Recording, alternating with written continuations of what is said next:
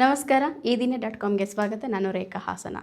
ನಾವೀಗ 2025ರ ಅಂತ್ಯದಲ್ಲಿದ್ದೇವೆ. ಈ ವರ್ಷವು ಎಂದಿನಂತೆ ಕಾರ್ಮಿಕರ ಬದುಕಿನಲ್ಲಿ ಆಘಾತಕಾರಿ ಬದಲಾವಣೆಯನ್ನು ತಂದಿದೆ.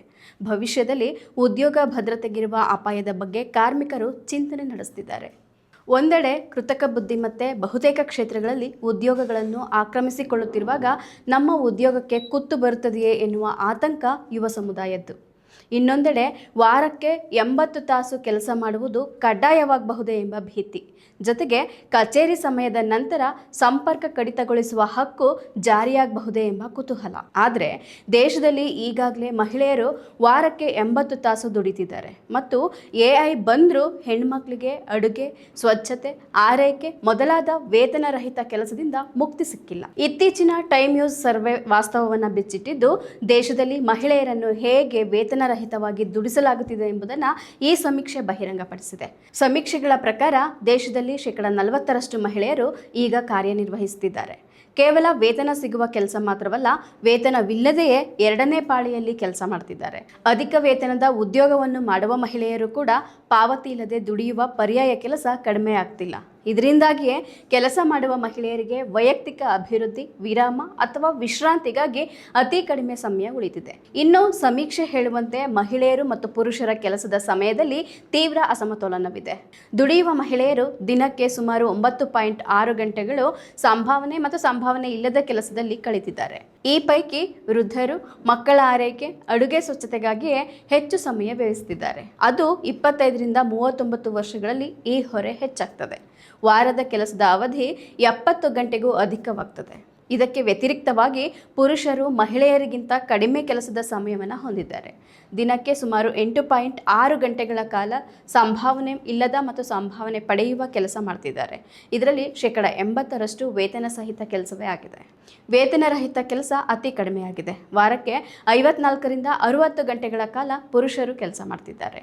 ಬಹುತೇಕ ಎಲ್ಲ ವಯೋಮಾನದ ಮಹಿಳೆಯರ ಕೆಲಸದ ಸಮಯವು ಪುರುಷರಿಗಿಂತ ಅಧಿಕವಾಗಿದೆ. ಪುರುಷರಿಗೆ ಇರುವಷ್ಟೇ ಮಹಿಳೆಯರಿಗೂ ದಿನದಲ್ಲಿ 24 ತಾಸುಗಳು ಇರೋದಲ್ವಾ? ಆದರೆ ಮಹಿಳೆಯರು 2 ಪಾಳಿಯಲ್ಲಿ ಕೆಲಸ ಮಾಡಿ ಅತಿ ಕಡಿಮೆ ಅವಧಿ ನಿದ್ರಿಸ್ತಿದ್ದಾರೆ. 25ರಿಂದ 39 ವಯಸ್ಸಿನ ಮಹಿಳೆಯರು ಪುರುಷರಿಗಿಂತ 2 ಪಟ್ಟು ಹೆಚ್ಚು ಸಮಯವನ್ನು ವೇತನರಹಿತವಾಗಿ ಮಕ್ಕಳ, ವೃದ್ಧರ ಆರೈಕೆಯಲ್ಲಿ ಕಳೀತಿದ್ದಾರೆ. ಪ್ರತಿ ವಾರ ಪುರುಷರು ಸ್ವ ಅಭಿವೃದ್ಧಿಗಾಗಿ ಮೀಸಲಿಡುವ ಅಥವಾ ಕಳೆಯುವ ಸಮಯಕ್ಕಿಂತ 10 ಗಂಟೆಗಳಷ್ಟು ಕಡಿಮೆ ಸಮಯವನ್ನು ಮಹಿಳೆಯರು ಸ್ವ ಅಭಿವೃದ್ಧಿ ಚಟುವಟಿಕೆಗಳಿಗಾಗಿ ಕಳೆದಿದ್ದಾರೆ. ಇನ್ನು ದೇಶದಲ್ಲಿ ಮಹಿಳೆಯರು GDPಗೆ ಕೇವಲ 17% ಕೊಡುಗೆಯನ್ನು ನೀಡ್ತಾರೆ. ಮಹಿಳೆಯರು ತುಂಬ ಕಡಿಮೆ ಕೆಲಸ ಮಾಡುವುದರಿಂದ ಕೊಡುಗೆ ಕಡಿಮೆಯಲ್ಲ, ಬದಲಾಗಿ ಅವರು ಹೆಚ್ಚಾಗಿ ವೇತನರಹಿತವಾಗಿಯೇ ಕೆಲಸ ಮಾಡುವುದರಿಂದಾಗಿ GDPಗೆ ಅವರ ಕೊಡುಗೆ ಕಡಿಮೆಯಾಗಿದೆ. ಹಾಗೆಯೇ ಮಹಿಳೆಯರು ಉದ್ಯೋಗದಲ್ಲಿ ತೊಡಗದಿರಲು ಮುಖ್ಯ ಕಾರಣವೇ ಈ ಮನೆಯ ಜವಾಬ್ದಾರಿಗಳು ಎಂದು ಸಮೀಕ್ಷೆ ಹೇಳುತ್ತದೆ. ಇವೆಲ್ಲದರ ನಡುವೆ ಮಹಿಳೆಯರ ವೇತನ ಸಹಿತ ಉದ್ಯೋಗಕ್ಕೆ AI ಕೆಟ್ಟ ಪರಿಣಾಮ ಬೀರುವ ಸಾಧ್ಯತೆ ಇದೆ. ಡೇಟಾ ಎಂಟ್ರಿ ಮತ್ತು ಗ್ರಾಹಕ ಸೇವೆಗಳಂತಹ ಕ್ಷೇತ್ರಗಳಲ್ಲಿ ಮಹಿಳೆಯರು ಅಧಿಕವಾಗಿ ಕಾರ್ಯನಿರ್ವಹಿಸುತ್ತಿದ್ದಾರೆ. ಇಂತಹ ಕೆಲಸಗಳನ್ನು AI ಸುಲಭವಾಗಿ ಮಾಡಬಹುದಾದ ಕಾರಣದಿಂದಾಗಿ ಈ ಉದ್ಯೋಗಗಳಿಗೆ ಕುತ್ತು ಬರುವ ಸಾಧ್ಯತೆ ಹೆಚ್ಚಾಗಿದೆ. ಇನ್ನೊಂದೆಡೆ AIಗೆ ಸಂಬಂಧಿಸಿದ ತಂತ್ರಜ್ಞಾನ ಕ್ಷೇತ್ರದಲ್ಲಿ ಮಹಿಳೆಯರ ಪಾಲ್ಗೊಳ್ಳುವಿಕೆ ಕಡಿಮೆ ಇರೋದ್ರಿಂದ AI ಆಧಾರಿತ ಹೊಸ ತಾಂತ್ರಿಕ ಉದ್ಯೋಗಗಳನ್ನು ಪಡೆದುಕೊಳ್ಳಲು ಮಹಿಳೆಯರಿಗೆ ಇನ್ನೂ ಅಧಿಕ ತರಬೇತಿಯ ಅಗತ್ಯವಿದೆ.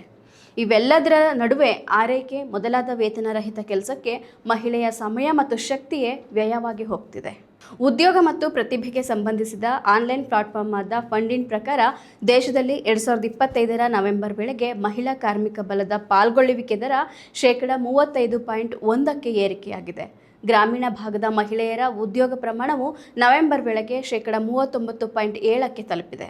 ನಗರ ಪ್ರದೇಶಗಳಲ್ಲಿ ಸುಮಾರು 25ರ ಆಸುಪಾಸಿನಲ್ಲಿದೆ. ಮಹಿಳೆಯರು ಆರ್ಥಿಕವಾಗಿ ಸ್ವತಂತ್ರರಾಗುವುದು, ಉದ್ಯೋಗ ಮಾಡುವುದರಿಂದ ಮಹಿಳಾ ಸಬಲೀಕರಣವಾಗುತ್ತಿದೆ ಎಂದು ಹೇಳುವವರು ಇದ್ದಾರೆ. ಆದರೆ ನಿಜವಾಗಿಯೂ ಸಬಲೀಕರಣ ಆಗ್ತಿದೆಯಾ? ಸಬಲೀಕರಣದ ನೆಪದಲ್ಲಿಯೂ ಮಹಿಳೆಯರಿಗೆ ಕಡಿಮೆ ವೇತನ ನೀಡಿ ಅಧಿಕ ದುಡಿಸುತ್ತಿರುವುದು ವಾಸ್ತವ ಅಲ್ವಾ? ಪುರುಷರಿಗೆ ಹೋಲಿಸಿದರೆ ಮಹಿಳೆಯರ ವೇತನದಲ್ಲಿ ಇನ್ನೂ ಅಂತರವಿದೆ. ಇವೆಲ್ಲವೂ ಸರಿದೂಗಿದರಷ್ಟೇ ಸಬಲೀಕರಣ ಸಾಧ್ಯವೆನಿಸುತ್ತದೆ ಅಲ್ವಾ?